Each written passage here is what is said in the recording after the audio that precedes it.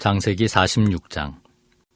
이스라엘이 모든 소유를 이끌고 떠나 브엘세바에 이르러 그의 아버지 이삭의 하나님께 희생제사를 드리니, 그 밤에 하나님이 이상 중에 이스라엘에게 나타나 이르시되 야곱아 야곱아 하시는지라.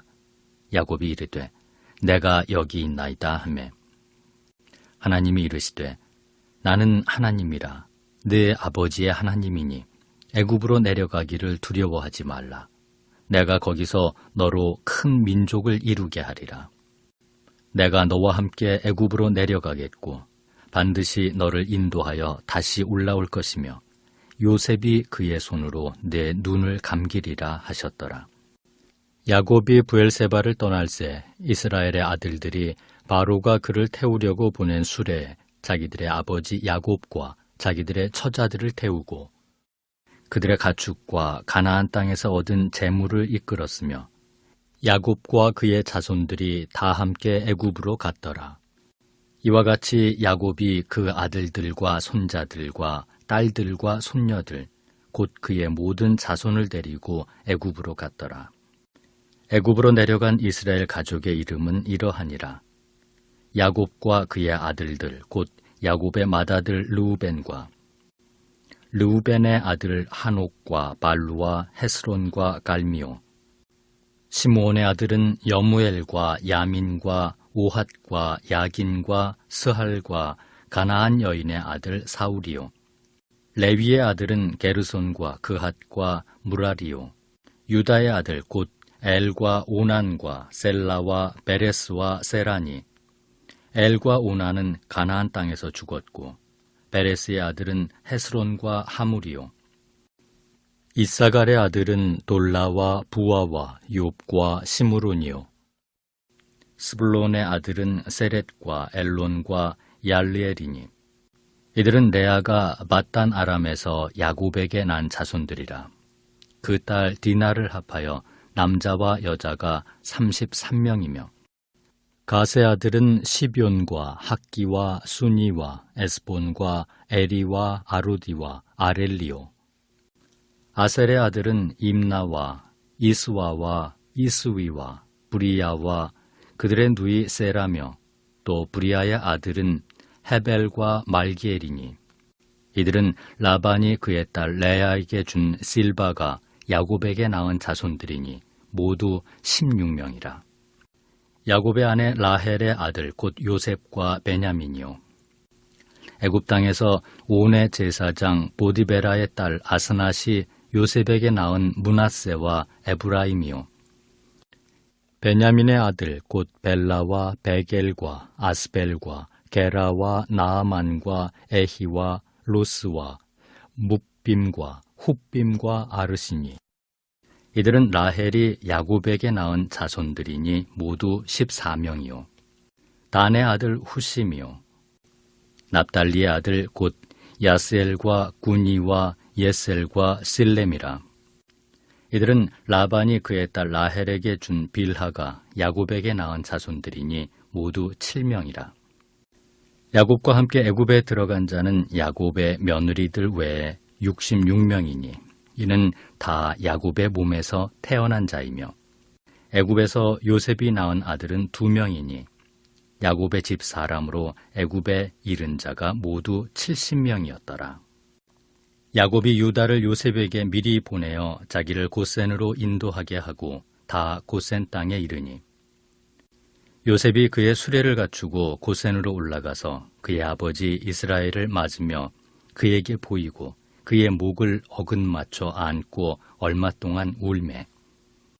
이스라엘이 요셉에게 이르되 내가 지금까지 살아있고 내가 네 얼굴을 보았으니 지금 죽어도 족하도다.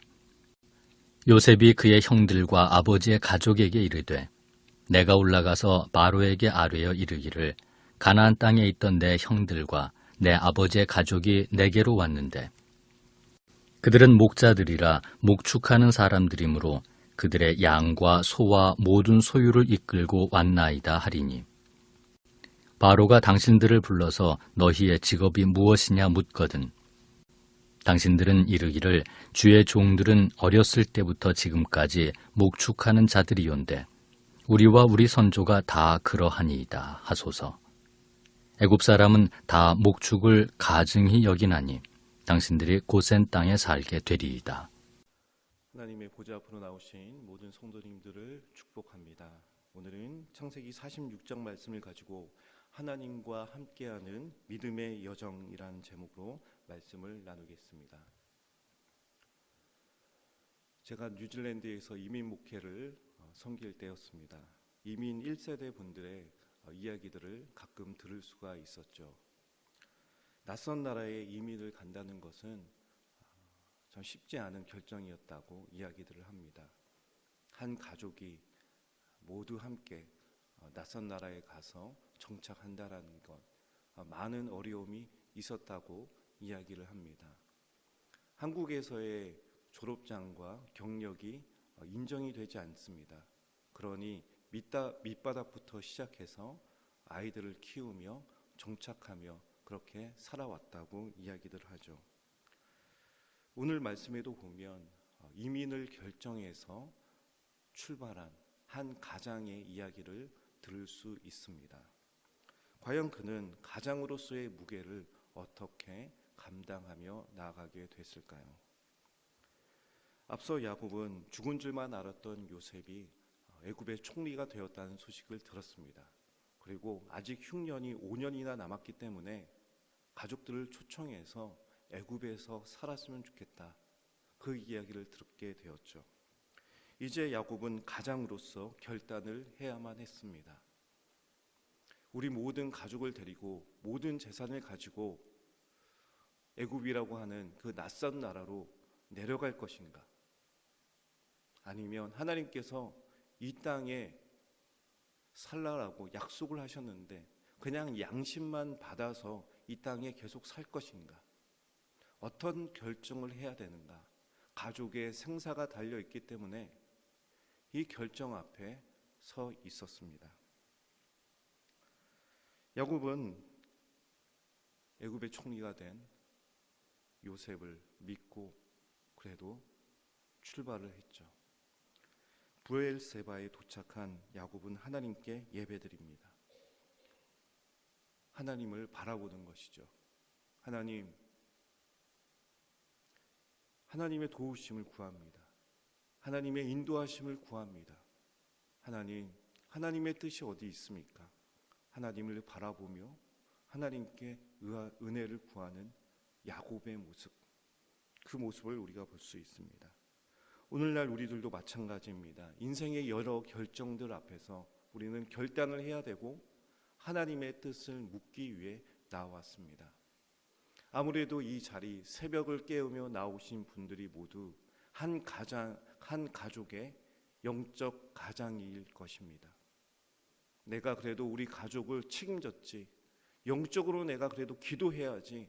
하나님, 우리의 가족들을 붙들어 주십시오. 가장의 마음으로 새벽을 깨우며 나와 엎드립니다. 한 가족의 생명을 책임지는 믿음의 족장으로서 여러분들이 이곳에 계신 것이죠. 하나님께서는 이와 같은 믿음의 간구를 받으시고 응답하시는 분이십니다. 말씀 2절부터 4절까지의 말씀을 보면 이와 같이 하나님께서 응답하고 계시죠. 2절부터 4절까지입니다. 그 밤에 하나님이 이상 중에 이스라엘에게 나타나 이르시되 야곱아 야곱아 하시는지라. 야곱이 이르되 내가 여기 있나이다 하매 하나님이 이르시되 나는 하나님이라. 내 아버지의 하나님이니 애굽으로 내려가기를 두려워하지 말라. 내가 거기서 너로 큰 민족을 이루게 하리라. 내가 너와 함께 애굽으로 내려가겠고 반드시 너를 인도하여 다시 올라올 것이며 요셉이 그의 손으로 내 눈을 감기리라 하셨더라. 아멘. 그렇습니다. 간절히 하나님을 바라보며 의지하는 야곱, 하나님께서 그에게 찾아와서 말씀하시죠. 야곱아, 야곱아. 그의 이름을 부르십니다. 하나님은 인격적이신 분이시죠. 찾아와서 그의 이름을 부르시며 그와 함께 하십니다. 두려워하지 말아라. 두려워하지 말아라. 야곱은 가장으로서 정말 잘한 선택인지 마음이 흔들렸을 것입니다. 지금도 이사하는 게 쉽지 않죠. 그러니 그 당시에 이사한다는 것, 온 가족을 데리고 내려간다는 것, 하나님께서 그의 마음을 이해하셨다는 것입니다. 그의 마음을 살펴보시는 것이죠. 오늘날에 온 가족이 이민 가는 것 결코 쉽지가 않습니다. 일단 언어가 다르죠. 문화가 다릅니다. 생계는 어떻게 할 것인가? 어느 지역에 집을 정할 것인가? 자녀 교육은 어떻게 할 것인가? 어떤 학교에 보내야만 하는가? 아이들이 과연 정착을 잘 할 것인가? 적응할 것인가? 외국인 친구들과 잘 사귈 것인가? 비자 문제도 있습니다. 영주권도 받기까지 그 과정을 어떻게 견뎌낼 것인가? 그런데 그 당시에는 어떻겠습니까? 아무런 정보가 없습니다. 그냥 아들 애굽에 총리됐으니까 그 말만 믿고 내려가는 가장, 얼마나 두렵고 걱정이 되겠습니까? 그런 하나님께서 그에게 찾아와서 그의 마음을 위로하시고 안심시키시는 것이죠. 어떻게 말씀하십니까? 내가 반드시 너와 함께 할 것이다. 내가 너와 함께 하고 있단다. 내가 너와 함께 내려갈 것이다. 너 혼자 내려가는 것이 아니다. 그리고 너를 인도해서 다시 올라올 것이다. 또한 그 땅에서 너와 함께하여 너의 가족이 크게 번성하게 될 것이다.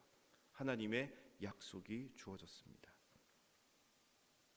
이는 하나님의 크신 계획과 섭리가 담겨져 있는 믿음의 여정이었습니다. 단순히 야곱만을 향한 계획이 아닙니다. 단순히 요셉의 꿈을 이루셨다, 그걸로 끝이 아니었죠. 하나님께서는 아브라함과 하셨던 원대한 장대한 계획에 대해서 말씀해 주시는 것입니다. 창세기 15장 13절에서 14절까지 말씀을 보면 아브라함에게 이렇게 말씀하셨습니다. 여호와께서 아브라함에게 이르시되 너는 반드시 알라. 내 자손이 이방에서 객이되어 그들을 섬기겠고 그들은 400년 동안 내 자손을 괴롭히리니 그들이 섬기는 나라를 내가 징벌할지며 그 후에 내 자손이 큰 재물을 이끌고 나오리라. 아멘. 하나님께서는 약속을 주셨습니다. 그리고 야곱의 가족 이스라엘 민족이 애굽에서 번성하게 하실 것입니다. 물론 그들은 그곳에서 노예 생활을 하게 되죠. 그러나 하나님께서는 애굽이란 나라에서 이 세상의 진정한 왕은 누구신가, 진정한 창조주시고 주관자는 누구신지를 선포하게 되실 것입니다. 그리고 이스라엘 민족은 큰 재물을 이끌고 출애굽하게 됩니다. 이것이 바로 하나님의 섭리입니다. 본문 8절에서부터 27절까지의 말씀을 보면 이렇게 애굽으로 내려간 야곱의 가족들의 이름이 기록되어 있습니다. 야곱의 가족은 70명이었습니다. 70명이 애굽에 내려갑니다. 그러나 하나님께서 이들과 함께 하셨죠. 하나님이 함께 하시자 어떤 역사가 펼쳐집니까? 하나님께서 약속하신 대로 이들은 70명이었지만 큰 믿음의 민족이 되어 약속의 땅으로 나아가게 되었다라는 것입니다. 이 하나님의 섭리, 이 하나님의 역사를 보실 수 있길 바랍니다. 사랑하는 성도 여러분, 우리의 인생의 여정 가운데 하나님의 계획과 섭리가 담겨져 있습니다. 물론 우리의 삶에 7년간의 흉년과 같이 우리가 감당할 수 없는 어려움이 찾아오기도 합니다. 온 가족이 떠나야만 하는, 이사해야만 하는, 그 삶의 무게를 감당해야만 하는 영적 가장으로서의 무게감도 우리에게 찾아올 수도 있죠. 그러나 하나님께서는 의로우신 분이시고, 하나님은 내 삶에 신실하신 분이시고, 하나님은 나와 함께 하시는 분이시다. 하나님은 날 향한 계획이 있고 그 뜻을 완성하시는 분이시다. 그 믿음으로 담대하게 나아갈 수 있는 저와 모든 성도님들이 될 수 있길 바랍니다. 함께 기도하겠습니다. 이 시간 먼저 말씀